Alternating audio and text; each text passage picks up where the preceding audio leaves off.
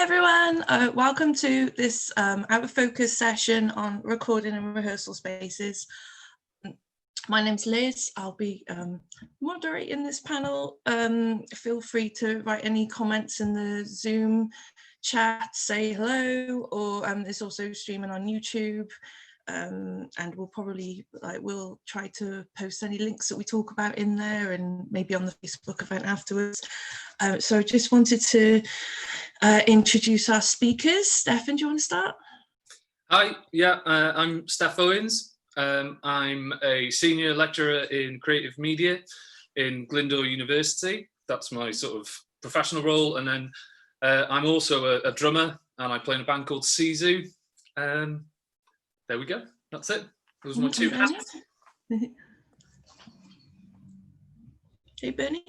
Hi, yeah, I'm Bernie from Music Box Studios in Cardiff, co-director of the company, rehearsal studios, recording studio, backline hire and all that kind of stuff. Also drummer as well in a band called Right Hand Left Hand and in another band called Ghost Lawns. Yeah, that's my 2.5 hats. Thank you. So yeah, I'm Liz Hunt. I co-own a live music venue in Cardiff called The Moon and run a few small festivals, Wales Goes Pop, Hub Fest, Cardiff Psych and Noise Fest, and going to be setting up an electronic music festival, which got stopped this year, but try and get next year. And I'm in a band called The School as well. Okay, so I'll just explain how we're going to structure this. I'm just going to go through a couple of basics a minute, and then we're going to split into two sections. So I thought first we'll look at the sort of the technical and practical safety sort of side of things in a recording rehearsal space, and then we're going to look at how to make the best of these for artists. So just for a bit of an introduction, because I realised that it's been 6 months and we might actually have quite a few new musicians watching who've never been to a recording or rehearsal studio. So I went on the Bandspace website just to give a little definition, and then maybe you guys can help me out as well. So about rehearsal space being, so it's a dedicated acoustic environment, and it can be all different ones on the purpose, the layout. You might have different furnishings, treatments used to modify a practice space. It could be one bare room where you have to bring your own equipment, or it could range up to a dedicated space with a soundproof practice room with a PA system, monitors, backline, which could be drum kit, guitar amps. You could have recording facilities, a stage, you could have mirrors to watch you perform, you could have a relaxation area to hang out. And the PA system is to produce like a balanced sound. It amplifies all the sound sources to an equal level. So it can range from, there's a number, there's like more bespoke spaces to ones that are set within a particular space as well. Right, so I thought maybe if you want to run through your own spaces and facilities, do you want to start with Steph? Yeah, sure. So at the university we have a number of spaces. Obviously they're sort of primarily they're teaching spaces. So our recording studio is set up to teach our students, our recording technology students. I think that the space that's most relevant to the discussion today is our TV studio. So that's within a sort of purpose-built building that was built about 9 years ago. So it's a professional sort of level TV studio. As you said, it's fully soundproofed and treated. It's also got bleacher type seating for an audience, or for lecture, for students who've come in for a lecture. I will post a link at some point to an example of some of the videos we've done for Focus Wales in the past, and that'll give you an idea of the space we've got, and I'm sure we'll talk about that in a bit more sort of detail as we go along. It's a very interesting point, the definitions that you made, or the variants of spaces. So the space itself, we're lucky in that because when it was built, it had a fairly impressive air conditioning system that is set, will extract rather than circulate, which is, I mean, bizarrely, over the past couple of weeks, I've become more of an expert in air conditioning than I ever expected. We all. I mean, not that I can tell you lots about it, but I know much more than I once did.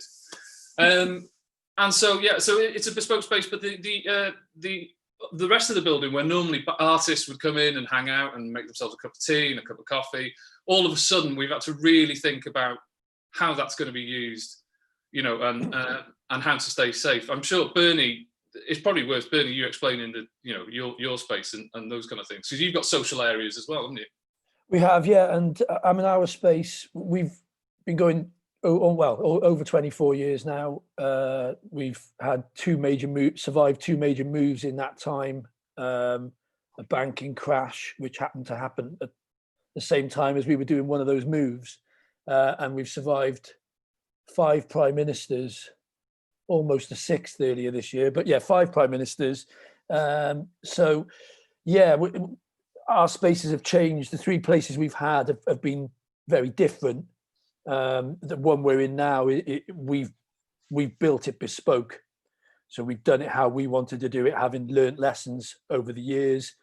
So it's an empty warehouse, and we built purpose-built, soundproofed rehearsal rooms, sizable ones, in a large warehouse space, and did it how we wanted it.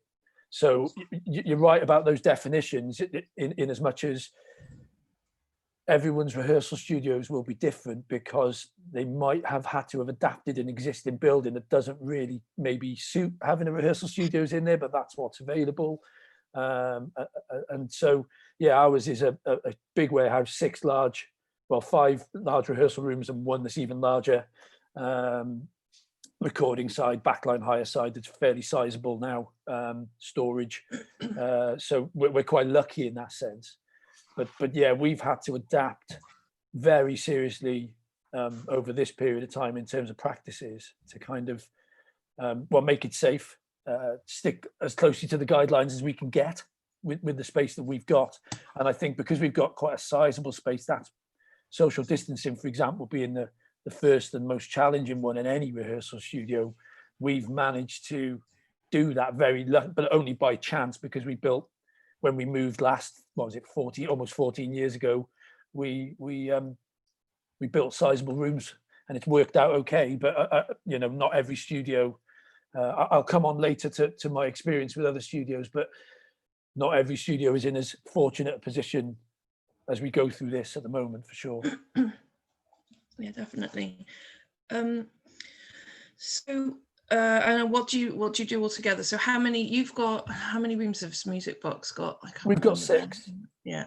And so there's 5 that are around sort of 32 square meters, and there's one that's like 47 square meters. And then, rather than having a dedicated recording studio anymore, we've got the rehearsal rooms can convert into recording studios and then convert back. So it's quite a flexible space in that sense. And we used freelance engineers to come in, and they hire it on a hour by hour, day by day basis, and then it goes within half an hour or so of them leaving, it can go back to being a rehearsal room again. So yeah, that's a really handy space, because if you can't travel, or if you might be in like a band with multiple members, then it means that you've got somewhere central that you could bring an engineer instead of all going off somewhere, and you save cost then too, if you're based there. And you've got also the storage, and you can sort of backline there as well, because I don't think I've ever even been upstairs. The upstairs is full of storage cupboards, and yeah, we do backline hire for Soon Festival, for lots of that. In fact, that's probably been the fastest growing bit of the business really in the last 5 or 6 years, is the backline hire bit, because there's only so many rooms, and there's only so many hours that we're open, whereas expanding on the backline hire stuff has been probably the fastest growing bit. But obviously with gatherings as they are at the moment, it's decimated. That's decimated in the same way that unfortunately so many venues are at the moment as well.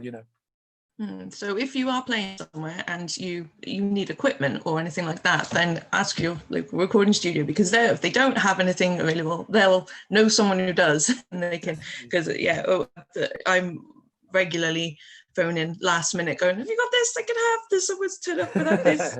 Yeah, very handy. So I wanted to maybe Bernie, remind us of current guidance for Wales. I know something got announced about an hour ago as well.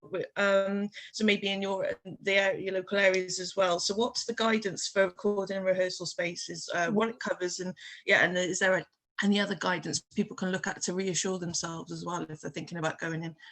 Yeah, so there is general guidance that was published very recently about performance, which included rehearsing, but it was, and it's Welsh Assembly guidance, but it's very broad in as much as it will include theatre performances or theatre rehearsals or orchestral rehearsals and that kind of thing. So you have to kind of, as a studio owner, you have to kind of work out which bits apply to you.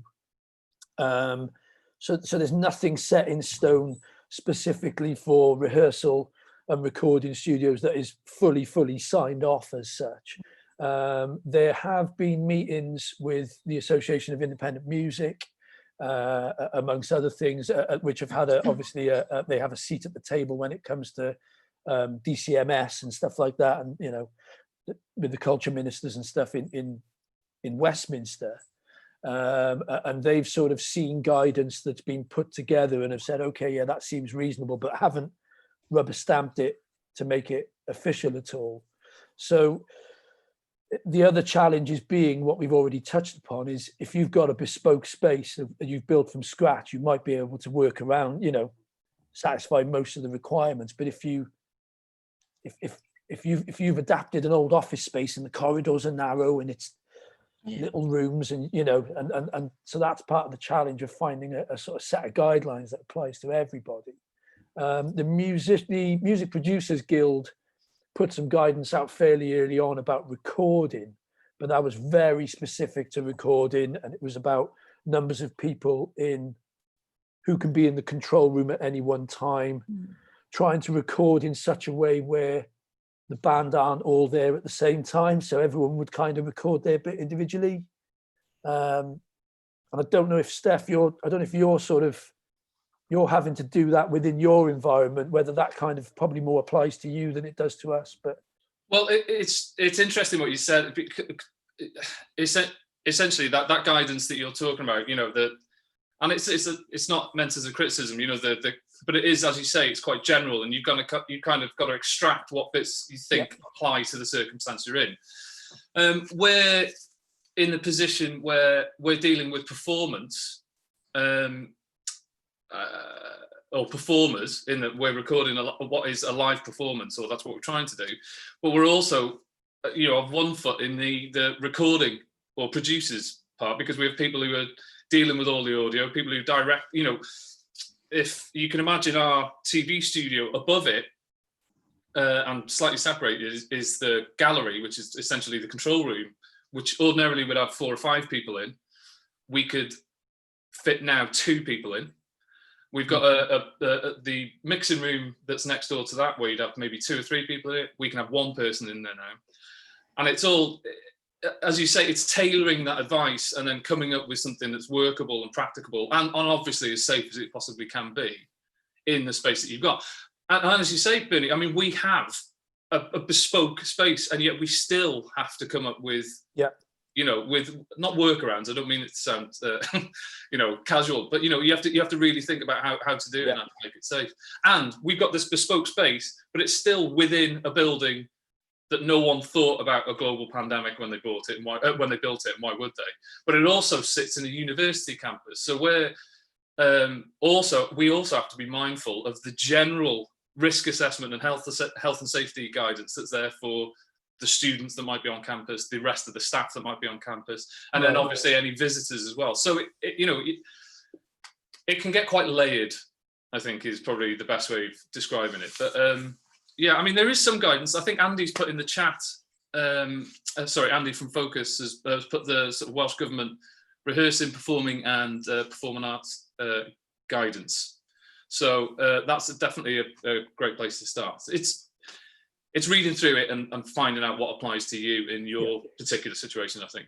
Yeah, I'm one good thing that came out of lockdown early on was I've got friends who own rehearsal studios in all over the UK, and a friend of mine in Brixton Hill Studios in London. We were chatting right at the beginning with our head in our hands. What are we going to do? And we came up with an idea of setting up an association for rehearsal and recording studios, because we realised that we haven't really got a seat at the table in the same way that independent promoters. Obviously, there's an association there's an association for independent festivals, AIM, the Association for Independent Music, and they've all got a seat at the table in a lobbying position, basically. And there's probably as many, albeit maybe small little alley places or whatever, but there's lots of rehearsal and recording studios all over the country, probably as many as there might be grassroots music venues.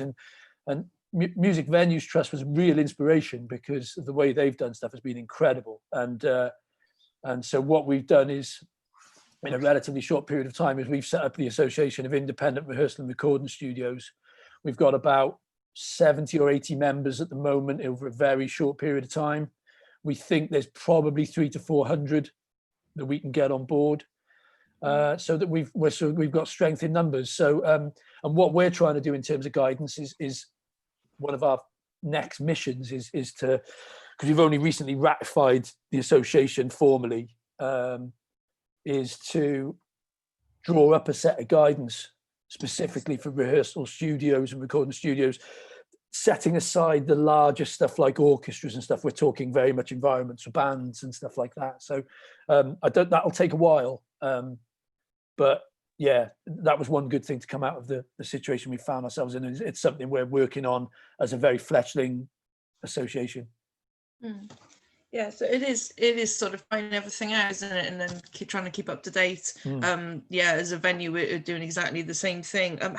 What have you actually had to do practically? So when we arrive at Music Box, because I know at the moment we're thinking, if we do online performances, which we dabbled in just before things got really locked down, and then we're going to try and start again shortly as stages fixed, but we're gonna, it's like buying loads of extra mics. So if we've got like maybe hip-hop performers and there's a few of them, they're all swapping around, like we're gonna have to get a few mics in, and yeah, maybe some extra bits and bobs, like and this disinfectant thing. Like, what are you doing? Like, do you have to wear a mask? So I started writing the risk assessment before we reopened, and I put reopening off for ages. I wanted to do it responsibly. I only wanted to reopen once was the mission. So I started a risk assessment, taking lots of other stuff mainly from recording studios, actually, because they were the ones that were kind of already open. And so I thought it was going to be 4 or 5 pages long, type in, and sort of 17 pages later, I was still going, and it gets pretty deep, even from the moment people arrive to the moment they leave. In fact, we even talk about not using public transport to come to Music Box. So we're almost steering it before they've left the house. So we've put in place things like, obvious stuff like switching the hand dryers off in the toilets. So then you've got to replace it with paper towels, but then you need a bin for the paper towels, and then you need a bin that's got a foot pedal so they don't touch the lid of the bin. And you start drilling down into these things, and that's why it ends up 17, 18, whatever pages long. But we've created some face shields for the microphone stands, which we've made ourselves. So they're the face shields that you see people wearing, but we've used pop shields that you use for recording. Cut the pop bit; it's a curved pop shield. Cut the pop bit out, attach the face shield to the pop shield, and basically when they're singing, it's literally that far away from their face, so they're not projecting into the room. So that was a solution that we came up with. Obviously, hand sanitizer everywhere, distance markings in the rehearsal rooms, so everyone's 2 meters apart. Staggering the booking times, arrival and departure, so there's not too many people doing it all at once. Paying up front on arrival, so they leave straight away when they finish, and they're not hanging around waiting to pay so we can go and sanitize and clean the rooms. Not splitting the payments anymore and being the bank for bands. You know, one person pay up front and you've all got the means to sort it out amongst yourselves. Yeah. And that's one of the things that I hope kind of stays afterwards, because I'm fed up. It's so much detail, isn't it? You've got to think about it. You've got to think about everything. You know, and every cable, every mic stand, every drum kit, every bit of anything anybody would touch, door handles, you know, mopping the floors, you know, it is. Say, if anyone's got, if anyone's got any questions, like they want to ask about that, if you're feeling a bit unsure about going to your local space, then pop them in the chat there, and we'll try and get some pro answers for you. I was going to ask Steph, because you've been recording with Sisu in Ramsgate with Mikey Collins. Yeah. So how did that work? It was great, and it was the first time I played drums with drumsticks in 6 months. So it was enjoyable just for that. Although I was rusty, Bernie would have been ashamed of me. But it was great. I mean, it's interesting. So Mike, who we were recording with, and is one of the co-owners of Big Jelly Studios, which you should check out. It's a great, lovely studio. They're part of a sort of a syndicate of studios, and so their kind of risk assessment and their policy was actually born out of a discussion between these different studios, and it was I felt fairly comfortable and confident about the whole thing. You know, it's odd, it's different, but it's definitely doable. I think is the key thing. The most important marker is, do you feel safe doing it, and you know, are you comfortable doing it? And if you don't, then that's fine. You know, I think from a studio's point of view, Bernie, I've got to put my cards on the table here. I saw your risk assessment and I plagiarized it mercilessly. For us, so thank you for all your hard work. No problem.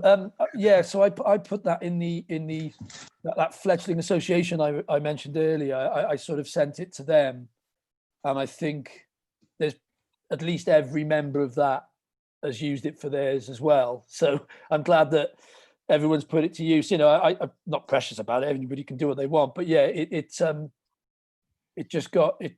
Obviously, there was time to sit and do it, and I think that was the advantage. I think if we tried to have done it under any other circumstances where maybe we were open and still trying to function and trying to do that would have been incredibly difficult. It's worth. Sorry, Bernie, to cut across there. Okay. But just while we're on that subject, I think it's worth mentioning from our point of view. The changes that we've had to make, you know, we're lucky because we're part of the university. We have an estates department that have got a policy in terms of, you know, putting hand sanitizer everywhere and cleaning kits and stuff. As you mentioned, Liz, you know, we've had to think about mics and, you know, swapping mics out, sanitizing everything, backline, whatever it might be. We've, in our studio itself, we've taken out the PA because we don't have an audience anymore. We've put the seating back, and that all of a sudden buys us quite a lot of real estate, so we can space people out. We've bought a Perspex screen for you know, to be used by whoever we think it's most appropriate for. We're also lucky in that we have, because we have the gallery upstairs, we can lock off the cameras, and we just have a director upstairs who's vision mixing it. So we don't actually have any camera operators in there. And we only have provide a monitor mix, so the band go in, set up, they go out, and as safely as possible, we'll mic everything up, give them a monitor mix, so the audio engineer's in there for hopefully around about 10 minutes, and then they leave, and that's it. So the performance is actually performed to no one else other than the band itself. And it's bonkers. And as Bernie quite rightly said, you know, our policy involves pretty much the time they leave their front door to the time they leave campus, you know, and it's also about self-certifying that they've got no symptoms 24 hours before. I think we're probably going to try and push the track and trace app with the QR codes so that we can be part of that as well. It's a lot to think about, but I mean, people are really making the efforts, and it's thanks to people like Bernie who put in that. It is not glamorous writing a 17-page risk assessment. I mean, it doesn't sound glamorous. I can assure you, it's not. But thankfully, because Bernie and people like him are so conscientious, it's the material is there. And people have put the foundations in. So I would just do what I've done and copy Bernie. Well, it's on our website. I'll just drop this in the box now, and so is our COVID guidance, which we send to every customer beforehand, and then there's a link within the email that we send, which takes them to just a Google Forms online form, and there's a lot of questions and tick boxes they have to put to do, and they have to name. We've gone a little bit further, certainly further than some pubs have, where they have to name everybody that's coming with them, and if they're not mentioned, they don't get to come in the building. And I know when you book at a pub, you say, I might be the lead booker and say I'm coming +3 or +4, but you might not know the names of those 3 or 4 other people. But whereas I'm there's one question which insists on naming everybody, and that was, I'll be honest with you, is because the track and trace system was so poor that it allows us to do our own. And obviously we're in a situation where you might have a band that comes in 2 or 3 times in a week, and on one occasion the bass player might not come, and on the other occasion he or she does come. And so I might say, right, it hasn't happened yet, touch wood, but if someone's got COVID, they don't know if they got it here, but they've told us that they've got it. They were in 3 times. There was a band in that week, and they might say, well, I don't know who came with me that day, and I can tell them exactly who attended with them. So we've gone that far. The only addition I made to the questionnaire, which was due to a nightmare story I heard in a pub in England, was some guy on the first weekend they opened had a test on the Friday, didn't have any symptoms, went to the pub on the Saturday while awaiting a test result, then on the Sunday got a positive and had to go back to the pub and tell them. So I then went, all right, I need to insert a question saying, are you awaiting a test result? Because it would, oh, well, I feel fine, I'll go anyway, I'm sure it's fine. You can just imagine somebody doing that. And it ended up shutting the pub, and it shut 2 takeaways in the area because people from the pub picked up food on the way home that night. So the knock-on effects were huge, and that was on weekend number 1. What was it, Super Saturday, as Boris called it? So it's really important as well. I mean, it's your livelihood, Bernie, as well, isn't it? So that's the key thing. We're in the fortunate position in that we're not trying to make money out of these sessions. We're trying to provide bands with something they can use, because then it kind of promotes our department and our university, but also gives our students an opportunity to learn on the job. At the moment, we've got a couple of sessions we think lined up in the next month with Focus Wales, and certainly the first 1 or 2 we're going to do, because they'll be the first ones we've done in months. We're going to just use 2 members of staff, so myself and another member of staff, just to make sure that we can do it in a safe way.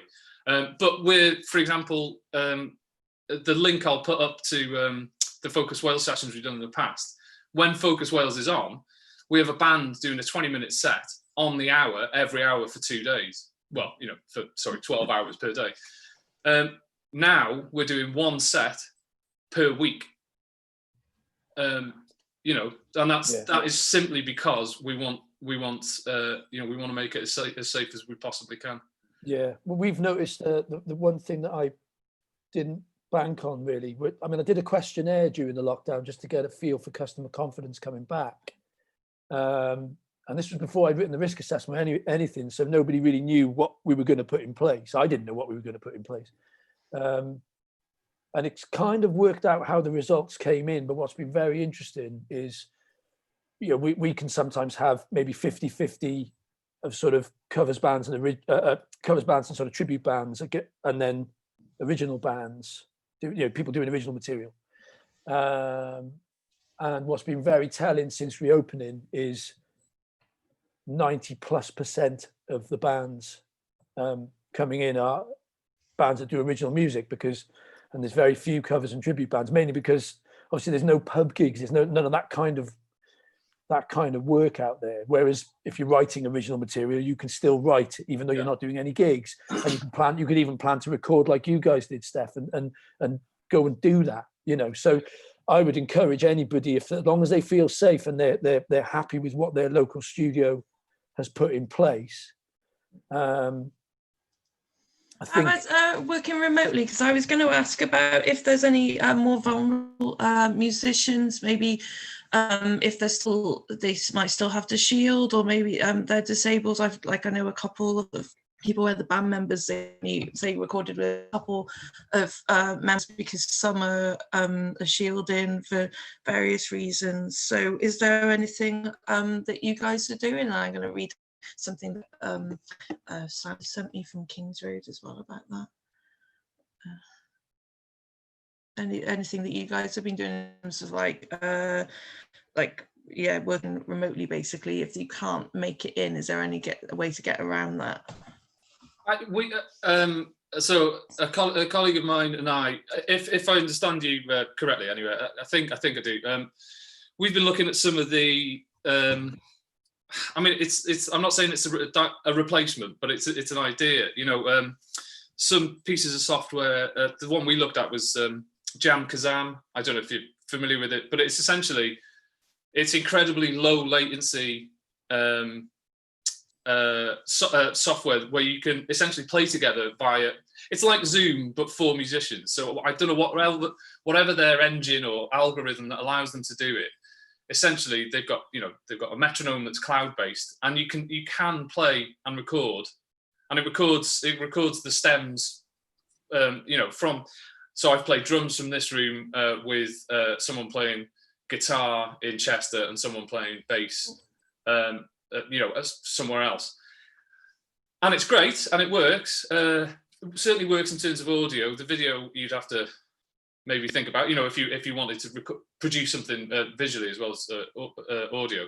The problem is, of course, is it requires a certain amount of equipment at home to be able to do it, and it's those pieces of equipment that places like Music Box would provide you for very little cost. All of a sudden, you've got to start thinking, well, do I want to make a fairly significant investment? But those bits of software do exist, and I'm absolutely certain, given the current circumstances, they're going to evolve much quicker than they would have, at another time. So yes, that concept has definitely been trialed, and it does work. It can work. Great. I'll just read out. So it's Andrew Sanders from King Road Studios in Cardiff. So because I tried to get a couple of different perspectives from other studios very quickly yesterday. So he said it's trying to keep everyone as safe as possible, but as it's not the biggest space, I've been able to take advantage of the rooms next door, so musicians have another space to hang out. I'm taking advantage of Zoom for pre-production meetings and even post-recording, using it to share my screen and audio to hold remote mixing sessions. It hasn't been easy, but everyone's been on board with the changes, and it's great to still be able to make music with people. And we've got a question in as well. JJ, thank you very much. Are you planning to do streamed and recorded events and monetize them via platforms online? I guess that'll probably take us into the next section of the talk as well. I don't know if you've got anything to say on that. Just looking at something Andy's put in the chat as well. It's we can provide a space where people can. Obviously, we've got the space, we've got the sizable rooms to be able to do online performances. We can we could invest in the kit, as Steph said, about making an investment in order to make that happen. And certainly the space we've got can do that. Whether every studio can do that is a different story. But I think it can be done safely for sure. I don't think it can be done in the quite way they do with Lindo TV, doing, where there wouldn't have to be anybody in the room and the band would literally be performing to themselves. We don't have it to that level because it's not a TV studio. But I think now is a really good time. What I said about people coming in and writing and thinking about recording, I think this is a really good time to capture live performance as well. Because you know, having chatted to Andy about in advance of this as well, it's getting gigs, getting festival appearances, getting that kind of thing. There are spaces out there, including us, we can, you know, where you can capture live performance. I'm not talking about doing a music video in that kind of MTV sense. It's, you know, we're talking a live performance, but capturing it well, a good quality one. I think a lot of people rely on, you know, my mate at the front who filmed our gig with his mobile phone as being, that's going to be the thing that goes to gets us the gigs. And I think technology has upped the game, and I think as a result, bands have got to up their game. And Definitely, and Steph obviously provides a space that can do super high quality stuff. But I think, you know, bands can easily come in and use our space with their own cameras. What we've found is there just hasn't been an uptake of it, and I'm not really sure why. Safety stuff aside for a moment, just the enthusiasm to do it doesn't seem to be there, and I'm not really sure why, because it's probably become as important, certainly in terms of getting gigs. No, definitely. As probably just the start, you know, the recorded material in itself. Yes, I mean, without live shows at the moment, festival bookers especially, they either book through watching bands live, or they haven't got time and they've got so many applicants, they just want to look at a quick, really highest quality live video to get a really good idea of your potential in terms. So it's I think with all everyone's being reduced to online now, so everyone's in the same position, so you really need to stand out. I think it's going to become really more important over the next, well, now already, as festivals get booked in. So I'm a festival booker. I know that Focus were also keen to encourage artists to think about having the live content as a really worthy asset. So, and it really makes or breaks an application. And so for me, it's an idea of your live setup, of like the scope of your performance and the quality. It doesn't always have to be a spectacle for me, but it might do, depending on where you're applying, which festival it is, and really think about who you're applying to. The idea of spaces you might suit. So it could be the license that you have a really nice video of you doing something acoustic, and then you've got something with a distance brass band as well, or something so you really use your imagination. Or maybe it gives me the idea it could be good to collaborate with someone or add some visuals, that sort of thing. And so it's generally, or if I can't find a festival slot, you've applied to Wales Goes Pop, I might be, and I can't fit you in, I might think, oh, they'd actually be really good in this cafe over here at Hubfest. So it really is worth trying to present yourselves the best way possible, so people can really see your potential.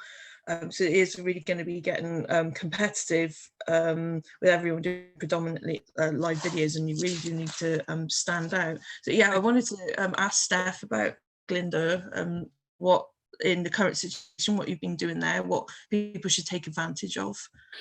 Yeah, so well, in fact, whilst I'm thinking about it, I'll post a link to an example of some of the stuff we've done with Focus, and you can just take a look, just so you can see the sort of stuff. I put a link to a South Korean band that played 2 years ago, and they were ace. So I'm also slyly publicising them as well. So I'll post that for you so you can take a look. Yeah, just to go back to what Bernie was saying, I think it ties in, Liz, with what we've been doing. I do find it unusual that the enthusiasm isn't there, or it isn't quite as prominent as you'd expect. I think in the current sort of climate, it should getting some sort of a capture of your live performance as high quality as you can shouldn't necessarily be an afterthought or like quite a nice thing that you do. It's ultimately essential now, and I keep on saying this. We're very fortunate, and we've got somewhere that's set up to do it, without too much trouble. Bernie, maybe you wouldn't. at Music Box, you wouldn't be able to produce it quite to the same degree that we're able to, but you'd be very, very surprised with a bit of thought, from a if a band puts some real thought into it, it captures the audio in a decent manner. Actually, you just need 3 decent iPhones set up, and then and you can really put something together that is impressive, or impressive enough, and a lot of bands that come in and play for us didn't really realize that sort of thing went on. Sorry, this is before the past 6 months after, but they didn't really think about it. And then when they've gone away and they've got a 35-minute live set, all of a sudden they're thrilled and they're able to just share that with so many people. To answer JJ's question, I don't know if it was aimed at me in terms of monetizing live streams. We're able to live stream our gigs because we're a university and an educational establishment. We don't monetize those gigs. We do it for different reasons. But that's not to say if we were producing that content for someone else and they wanted to monetize it, then they could. I know my brother runs a venue up here. I know Bernie's a good friend of my brother's. And they're looking into, is there a possibility of making the same investment that we were talking about, Bernie, in equipment that would allow them to live stream gigs? Is there a market for it? Is that of any value to them?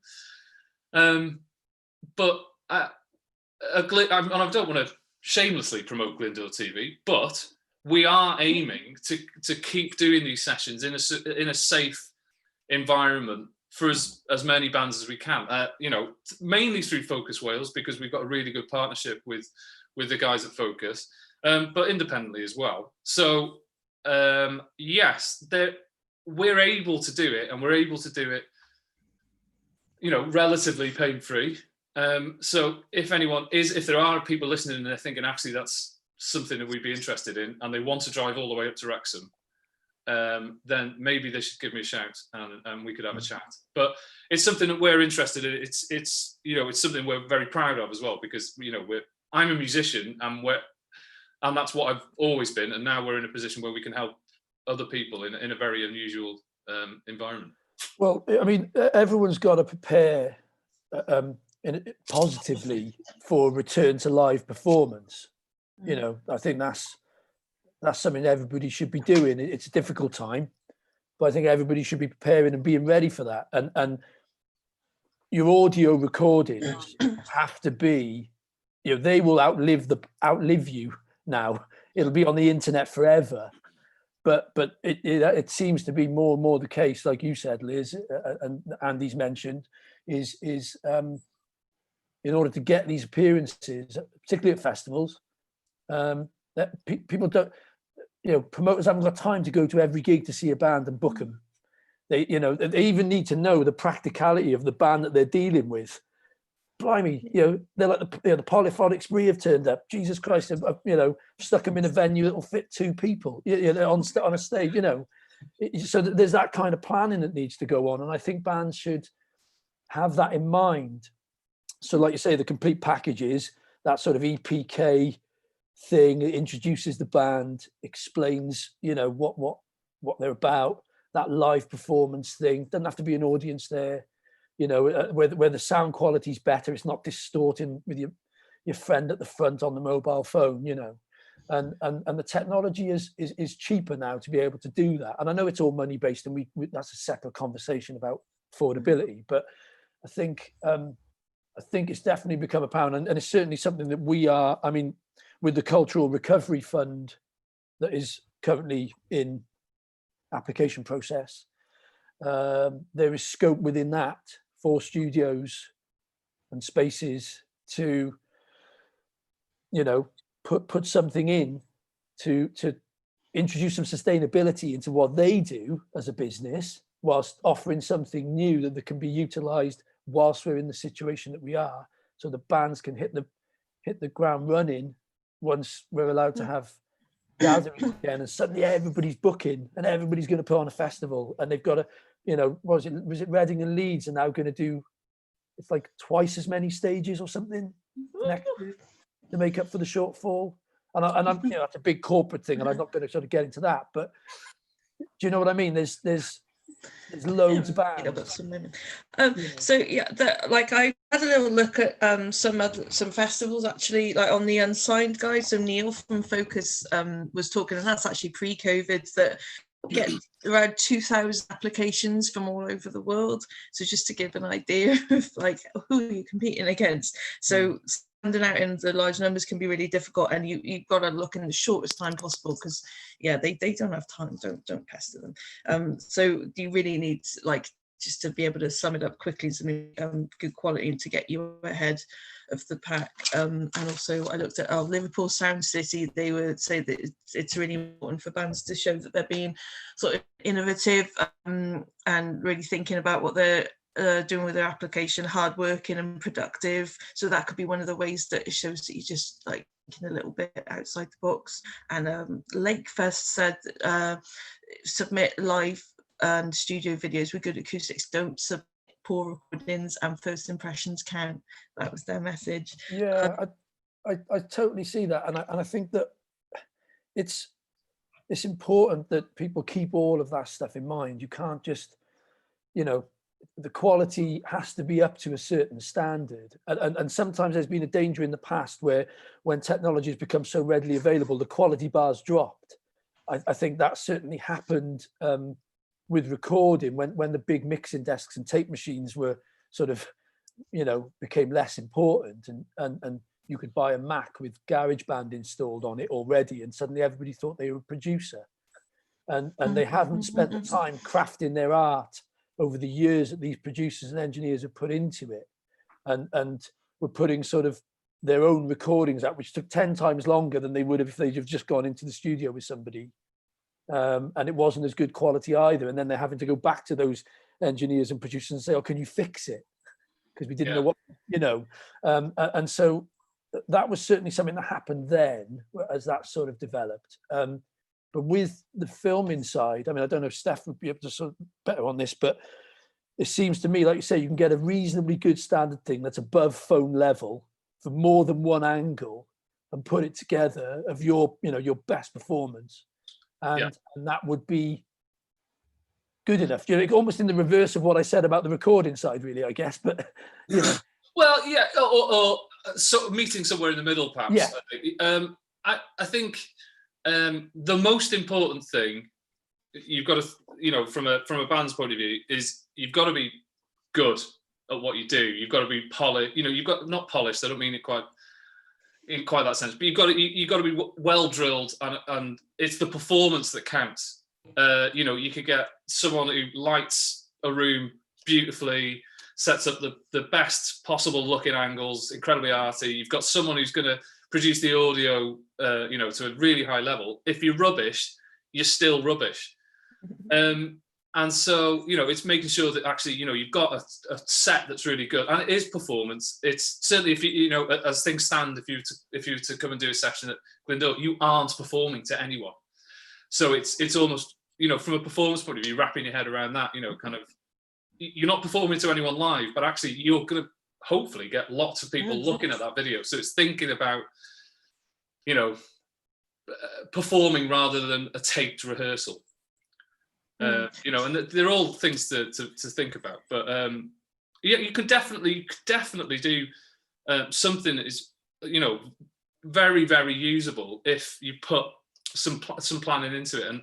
And definitely Music Box, for example. I'm just thinking of the big room at Music Box, Bernie. Yeah. A couple of relatively cheap cameras or a couple of phones in there. If you've recorded the audio well, that's going to look great.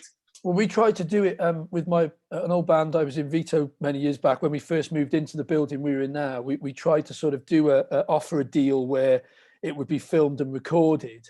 So you do one pass where the audio was being recorded, and once everybody was happy with that, then the audio would just be played back to you, and you would essentially mime it, I suppose. But well, it is miming. But you would have 2 or 3 more passes to get different angles and maybe more of the close-up stuff.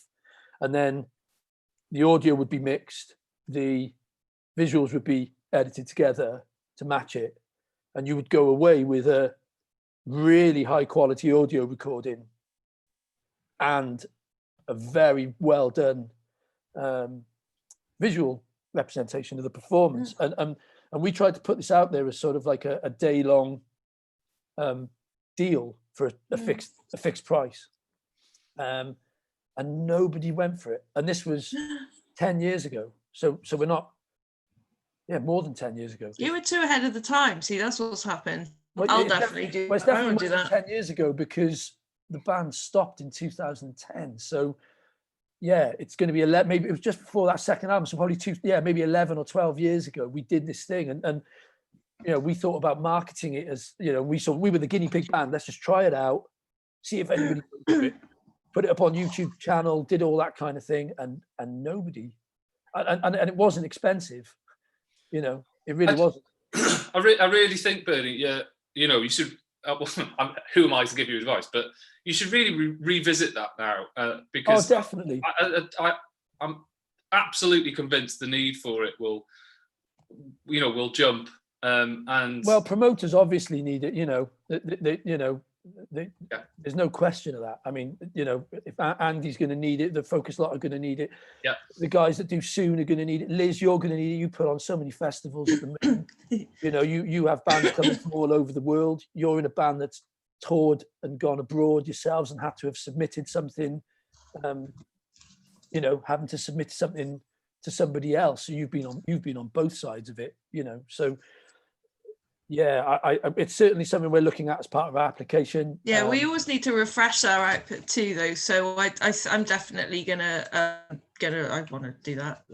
Cause I think it's vital. Having something current is always important because it goes so quickly. It'll I need written another 10 songs, and I was gonna mention on Saturday. So make sure everyone watches the Focus session. So there's some really good examples on there. So and one that the Focus guys mentioned, Adwide and also Campfire Social were filmed at a studio in Wrexham called Rock 2. So that'd be really interesting because that might give you a bit of an idea of what a bit of inspiration on what you what you could do potentially. So makes this a whole day of these live or pre-recorded but live performances. If everyone wants some examples, have you guys seen anything online that you would recommend as well? What have that people should watch? What have you seen that's really impressed you, even if it's on a smaller scale but been really good, or something that's completely blown your mind? I think it's been a weird time for sort of online performances, because obviously a lot of living room stuff has taken place, live streaming stuff, and it was really exciting at the beginning, and I do worry that because there's been a bit of fatigue with that, because there was so much content, everybody was doing something, and that maybe obviously, I mean, the whole situation has caused a lot of fatigue on many levels, but I do worry that, and maybe now's the time, as a result of that kind of maybe a little bit of fatigue setting in, to do something of a higher quality, because it is absolutely, as Andy says, it's absolutely crucial, especially for securing stuff overseas, because I know that if he's putting bands forward for equivalent events in other countries to Focus Wales, you're not just going to turn around and go, oh, no, trust me, they're really good. Oh, they're mental live. It's not going to be enough. And I mean, we're guilty. My bands are guilty of the same thing. So I'm not preaching from some position of strength here. It's not, that's not, So I've been watching. I noticed one of the fairly new venues, Culture Lab, is Culture Lab's doing great session. Great stuff. Yeah, worth watching as well. So it could be that people get in touch with, have a look online, see if is there a studio space or someone who's been doing that maybe a collaboration. You could get in touch with, maybe have a look at what Horizons have been doing. See if your local studios offering anything like that. And in terms of monetizing, I think it was talked about in another session, so it's really worth watching some of the other out of focus sessions. I think some of the labels were talking about that, is sort of in terms of the question about monetizing the streams, that sort of thing.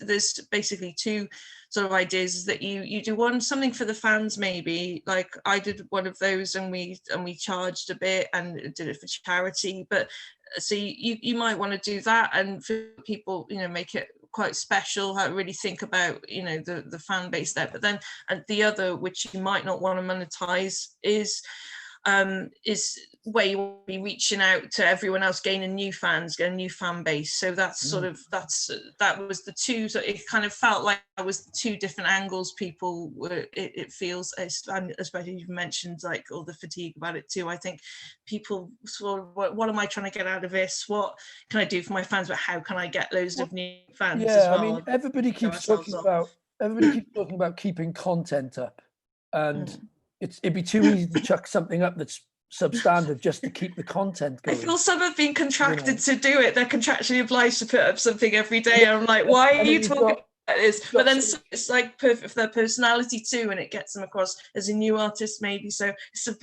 a balance. It's like, stop talking about this. Oh my God. Yeah, no, absolutely. And the thing is, you got someone like Daniel Ek telling musicians that they got to release albums more often if they want to do anything. And it's like, yeah, I get it. He's trying to milk it for his new ivory back scratcher that he wants. But it's feed me, that kind of thing. But it doesn't have to be that way. And I think I think that there's something brewing that's going to level the playing field a little bit. Yeah. And I think you don't have to do albums more often necessarily if that's not how you can do it, because where does the money come from to do that?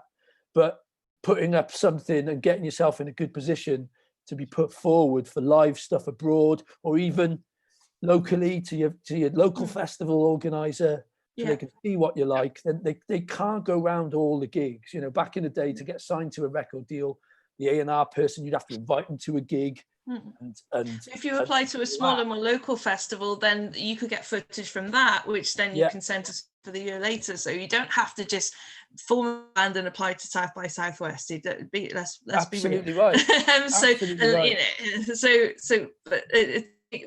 Build your local fan base, show that you can really put on a great performance. And then, we've got like 2 minutes left, so I just you did mention slightly about affordability, because this all sounds very expensive, and a lot of people are going to be out of jobs during lockdown. So I just wanted to think, anyone aware of like any funding, anything where people could help? I know maybe places like the Atrium in Cardiff before COVID have said, if you want to look at trying to get some, maybe for a tiny bit, they train students in recording, so some artists can pop in to maybe get a little bit of a trial, or is there any funding out there? Of course, they don't pay for it, but because if you've got an engineer or a video person, it's all going to add up, so not everyone can afford it.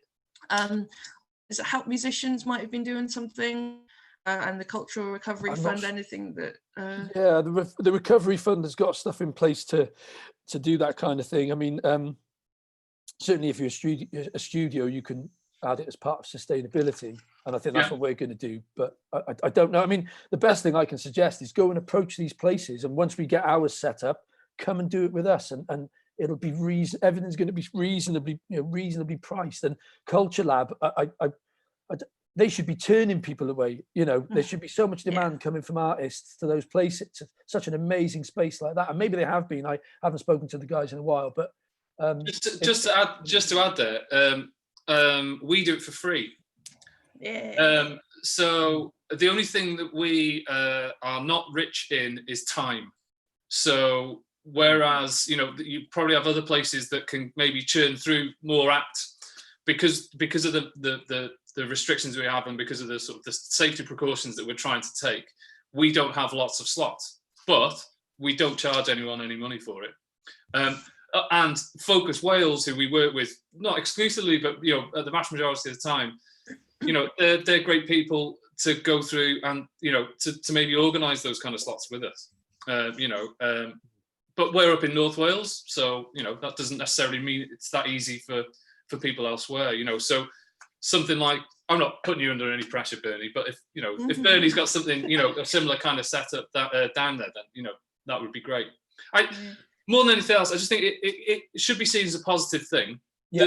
The facilities are out there, and if there are going to be studios who've not even thought about it, so maybe people who are listening to this talk could be that